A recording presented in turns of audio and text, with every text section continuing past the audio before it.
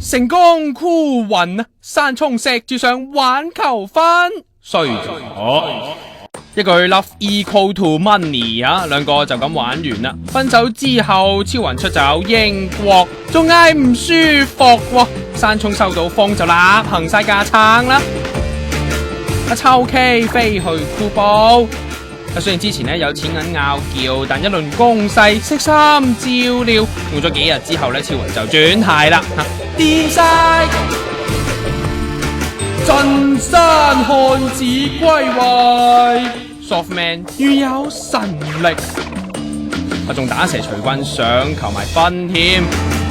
阿超雲起初都被打動㗎，但係同三太商量過之後，屋企人嘅 reaction 好大。所以超雲都係卻晒步咯。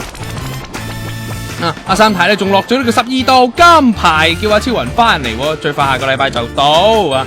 其實呢2年嚟呢，山聰已經開過幾次口，想做呢個賭王女婿噶啦。超雲就話要了解深啲先得。咁等玲玲師傅贈翻你哋幾句啦。舊年呢就合過，今年人工喎。所以咧，其實佢真係要好把握舊年同今年，過今年咧就真係有鬧交噶。我仲話超雲本命年心情唔好，今年結唔到就散，結到都係高危啊！